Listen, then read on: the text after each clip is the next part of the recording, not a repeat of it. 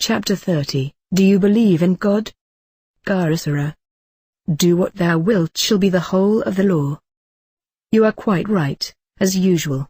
True, we have gone over a great deal of the ground in various learned disquisitions of gods, angels, elves, et hoc genus homo.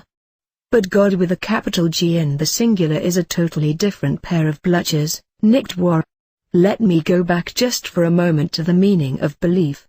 We agreed that the word was senseless except as it implies an opinion, instinct, conviction, what you please ! So firmly entrenched in our natures that we act automatically as if it were true and certain without error, perhaps even of the essence of truth. 1. Browning discusses this in Mr. Sludge the Medium. Good. The fields is clear for an inquiry into this word God. We find ourselves in trouble from the start. We must define, and to define is to limit, and to limit is to reduce God to a god or at best the god. He must be omniscient, Mercury, omnipotent, sulfur, and omnipresent, salt, yet to such a being no purpose would be possible, so that all the apologies for the existence of evil crash. If there be opposites of any kind, there can be no consistency. He cannot be two, he must be one, yet, as is obvious, he isn't. How do the Hindu philosophers try to get out of this quag? Evil is illusion, has no real existence. Then what is the point of it? They say not that, not that.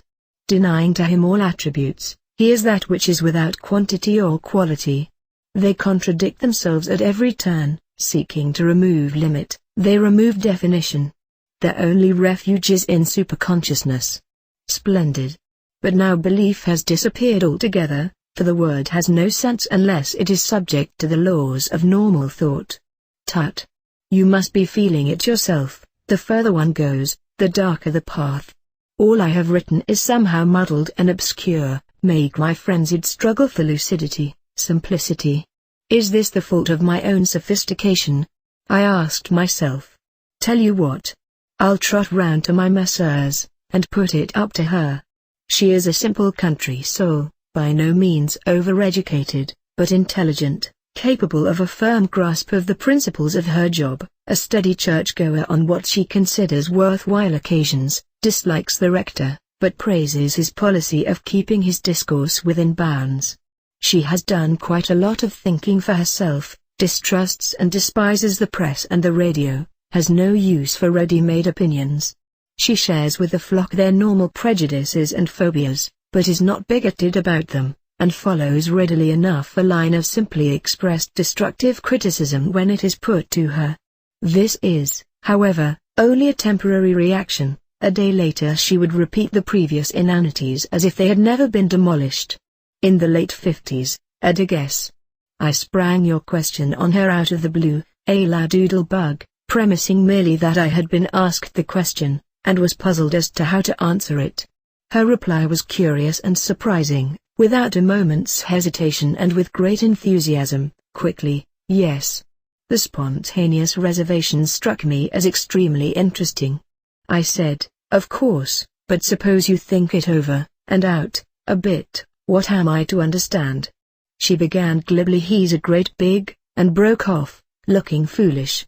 Then, although omnipotent, he needed a help, we were all just as powerful as he, for we were little bits of each other, but exactly how, or to what end, she did not make clear. An exclamation, then there is the devil. She went on without a word from me for a long while, tying herself up into fresh knots with every phase. She became irreverent, then downright blasphemous, stopped short and began to laugh at herself. And so forth, but, what struck me as curious and significant, in the main her argument followed quite closely the lines which came naturally to me, at the beginning of this letter. In the end, curiouser and curiouser, she arrived at a practically identical conclusion. She believed, but what she believed in was nothing. As to our old criterion of what we imply in practice when we say that we believe, she began by saying that if we helped God in his mysterious plan, he would in some fashion or other look after us.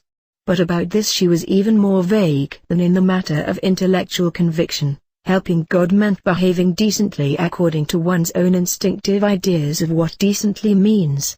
It is very encouraging that she should have seen, without any prompting on my part, to what a muddle the question necessarily led, and very nice for me, because it lets me out, Carissera. Love is the law, love under will. Fraternally, 666. P.S. I thought it a good plan to put my fundamental position all by itself in a postscript, to frame it. My observation of the universe convinces me that there are beings of intelligence and power of a far higher quality than anything we can conceive of as human, that they are not necessarily based on the cerebral and nervous structures that we know, and that the one and only chance for mankind to advance as a whole is for individuals to make contact with such beings.